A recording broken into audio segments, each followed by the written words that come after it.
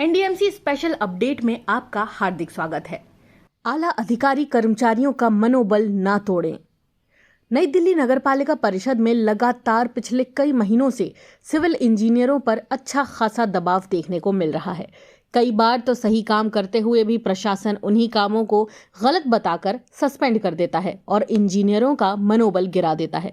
अभी हाल ही में H42 Connaught palace में निदेशक EBR को मिली एक सूचना के मुताबिक वहां अवैध रूप से निर्माण किया जा रहा है, जिस पर निदेशक के निर्देशानुसार संबंधित इंजीनियरों ने कार्यवाही की और जितनी भी एनडीएमसी एक्ट 1994 के मुताबिक कार्यवाही की जानी थी वो कार्यवाही तत्कालीन जूनियर इंजीनियर, असिस्टेंट इंजीनियर और अधिशासी अभियंता द्वारा कर दी गई थी। साथ साथ बिल्डिंग को सील करने की तैयारी कर दी गई थी। लेकिन इसी बीच अचानक EBR डिपार्टमेंट के जूनियर इंजीनियर, असिस्टेंट इंजीनियर और अधिशासी अभियंता को सस्पेंड कर दिया गया। ऐसा लगता है कि पहले की तरह जल्दबाजी में आला अधिकारियों द्वारा यह निर्णय लिया गया, जिससे EBR डिपार्टमेंट के इंजीनियरों का मनोबल टूटता हुआ नजर आया, जिसके चलते कोई भी इंजीनियर इस डिपार्टमेंट में जाने से डरता हुआ नजर आ रहा है। इन सब की चर्चा हम बाद में करेंगे। फिलहाल हम बात करते हैं एनडीएमसी के आला अधिकारियों के द्वारा लिया गया एक और ऐसा निर्णय जो बाद में गलत साबित हुआ और इस निर्णय को तत्कालीन चेयरमैन अमित यादव को वापस लेना पड़ा। बता दें, कनॉट पैलेस स्थित E16 और E40-41 संपत्ति में हुए निर्माण कार्य को गलत बताते हुए तत्कालीन STC में कार्यरत अंजू भटनागर और कनिष्ठ अभियंता सचिन कुमार और एक सहायक अभियंता पुनीत वर्मा को सस्पेंड कर दिया गया।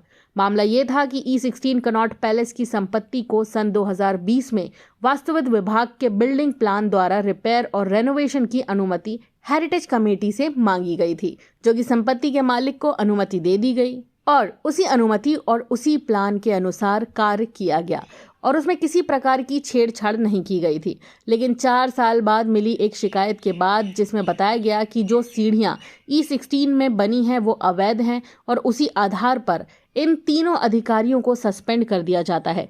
जबकि सन 2020 में जब ये अनुमति दी गई थी, उस समय तकनीकी अधिकारी अंजू भटनागर, कनिष्ठ अभियंता सचिन कुमार और सहायक अभियंता पुनीत वर्मा इस डिपार्टमेंट में थे ही नहीं। तो सवाल ये उठता है कि सतर्कता विभाग की जांच अधिकारी बिना गहन जांच किए अपने चेयरमैन को गुमराह करते हुए गलत रिपोर्ट देता है, तो उन अधिकारियों पर अभी तक कार्यवाही क्यों नहीं की गई? क्योंकि उसी रिपोर्ट के आधार पर प्रशासन के मुखिया को दिए गए सस्पेंशन के आदेश को वापस लेना पड़ा और गलत रिपोर्ट देने वालों के खिलाफ जांच क्यों नहीं की गई? और ये भी जांच का विषय है कि सन 2020 में कौन कौन अधिकारी मौजूद थे जिनके कारण ये मामला बनता नजर आ रहा है। लेकिन हमारी सूचना के मुताबिक जो अनुमति HCC द्वारा दी गई थी, उस प्लान में ये सीढ़ी जहां आज मौजूद है उस प्लान में भी वहीं मौजूद थी। अब हम बात करते हैं E40-41 की। इसमें भी इन तीनों कर्मचारियों को सस्पेंड कर दिया गया था और कारण ये बताया गया कि संपत्ति के मालिक ने मिली अनुमति को दरकिनार करते हुए लोड बेयरिंग वॉल को हटा दिया गया है, जिससे बिल्डिंग को खतरा पैदा हो गया है। और उसी कारण जो रिपोर्ट सतर्कता विभाग द्वारा चेयरमैन को भेजी गई थी और साथ साथ उन तीनों अधिकारियों को सस्पेंड करने की भी अनुशंसा भेजी गई, जिसके चलते E40-41 में भी तीनों को सस्पेंड कर दिया गया। इस सस्पेंशन में सबसे बड़ी खामी ये दिख रही थी कि सहायक अभियंता, जो कि इस सारे प्रकरण में कहीं भी शामिल नहीं नजर आ रहे थे, उनका सस्पेंशन कर दिया गया था। अंजू भटनागर और सचिन कुमार के बारे में तो सोचा जा सकता था, क्योंकि वो STC डिपार्टमेंट को देख रहे थे, तो कहीं ना कहीं वो तो इस प्रकरण में शामिल हो सकते थे। लेकिन जब दोबारा गहन जांच की गई तो E40-41 में भी तत्कालीन चेयरमैन को भेजी गई रिपोर्ट भी गलत पाई गई और चेयरमैन अमित यादव को E16 और E40-41 में तकनीकी अधिकारी अंजू भटनागर, तत्कालीन कनिष्ठ अभियंता सचिन कुमार और सहायक अभियंता पुनीत वर्मा को बेकसूर मानते हुए सस्पेंशन के आदेश रद्द कर दिए गए। अब सबसे बड़ा सवाल यह है कि इस तरह की गलत रिपोर्ट देने वालों के खिलाफ प्रशासन अभी तक इतना नर्म क्यों है?